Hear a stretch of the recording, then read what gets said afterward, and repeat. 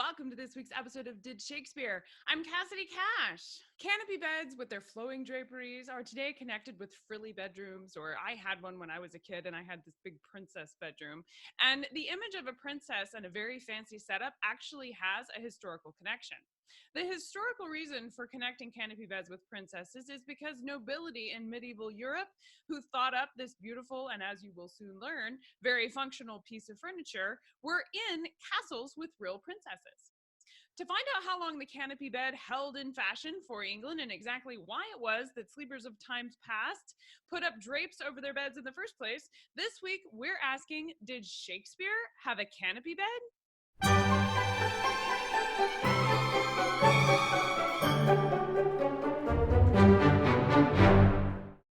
I love this question very much because it's one of the few times in our exploration of the life of William Shakespeare that I can, in fact, give you a definitive answer about William Shakespeare himself.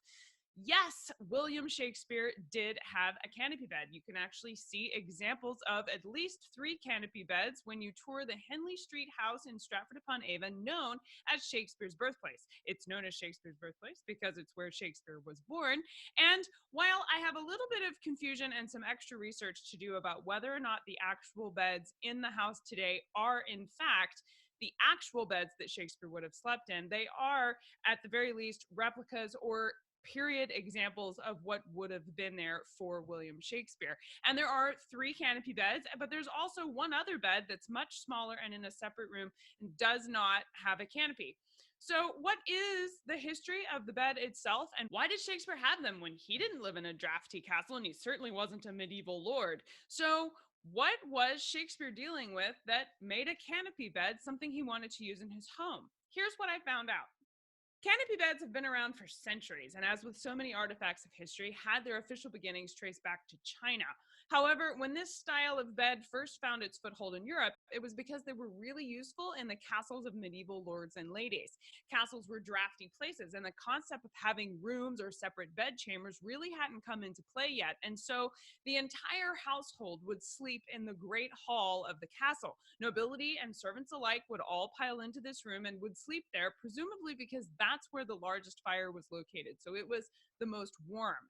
In order to provide a bit of privacy and separation for the lords and ladies from the servants that were in the room with them, canopy beds and draperies with draperies hung about them provided this kind of room within a room for the nobility.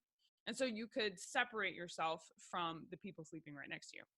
Now, this also served a double purpose because the draperies were very heavy, and so when you hung them over the bed, they also kept you quite warm and protected you against the elements, the damp, and the coldness of the castle itself. Now, by the time William Shakespeare was living, and he was born in the mid-16th century in 1564, by the time he was on the scene, nobles were starting to construct both their homes and the castles of lords and ladies with specifically created bed chambers, which were separate and cordoned off from the main part of the house. Now, the elaborateness of the bed that you had in this house would actually go on to be such a fashion statement in places like France that the highest levels of nobility would entertain and basically hold court from their bedroom with the lord being in the bed. Now, that was really more of a French thing than the English, but it was during this time period, and it does show you the culturally growing phenomenon around beds and having a bedroom that was going on during the life of William Shakespeare. Now, originally, the canopies were suspended from the ceiling as opposed to attached to the bed itself, but later a frame would be added to make it easier to use. During the 16th century is when they would start really dressing up the beds, and they were built out of wood, and so ornate carvings would be carved into the wood of the bed. You can see this in some of the surviving examples of beds from the 15th and 16th century. Most of them have highly ornate wood carvings all the way up the posts and across the bed frame, and even on the frame itself around what you might consider the bottom of the bed contains pictures and stories of just very high level craftsmanship. Looking a bit into the history of the furniture from 1500s to 1600s, I turned to my friend and Tudor enthusiast, Brigida Webster. Brigida and her husband, Tom, run the Tudor and 17th century experience from their home, which is an authentic Tudor home, and they have it decked out exactly how it would have been in the 17th century, and you can visit there. It's an immersive experience for history enthusiasts to go and visit and be able to walk through a home just as it would have been in the 17th century. Now, they have a lot of furniture from this time period, and several of these examples demonstrate what a canopy bed would have looked like during Shakespeare's lifetime. This bed is from the 1500s and features the heavy draperies you will find on beds at Shakespeare's Birthplace. Then there's also this bed, which still has a canopy but is much lighter. And lastly, there's this bed that dates to the 1600s but doesn't have a canopy at all. Shakespeare's Birthplace and the beds there follow a similar pattern, with not all of the beds having the same exact style. One bed features a heavy canopy. The second best bed, that's famous in Shakespeare's history because he bequeathed the second best bed to his wife Anne, specifically in his will, having added that to his will just months before he died. So the bed is a point of fascination for Shakespeare historians. And there were various fashions and styles to consider, and not every household or even every bed within the same household had to follow the same setup in terms of what kinds of beds they had. You can modernize this and contextualize it for yourself as a way of understanding what was going on, and that we do the same thing here. I think about my own house.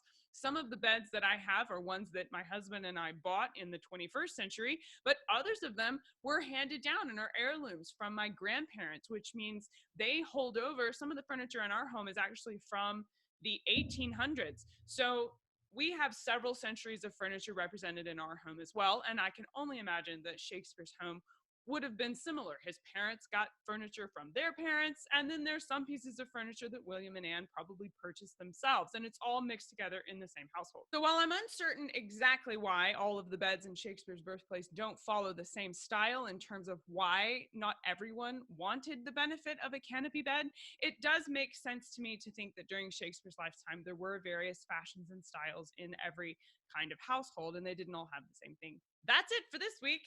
If you like the history of William Shakespeare and want to try out some of his history for yourself, be sure to explore our Experience Shakespeare History Kits. These are digital history activity kits to let you take a piece of Shakespeare's history and practice it at home for yourself. Check out these and choose your level and your first kit to experience a piece of Shakespeare's history for yourself at castycash.com/experience. And don't forget that each episode we do here at Did Shakespeare comes with a full set of show notes. And the show notes includes links and pictures and images for when you want to learn more. You can find the link to the full show notes for today's episode right below this video. Thank you for watching. Until next time, I'm Cassidy Cash, and I hope you learned something new about the Bard. Bye-bye.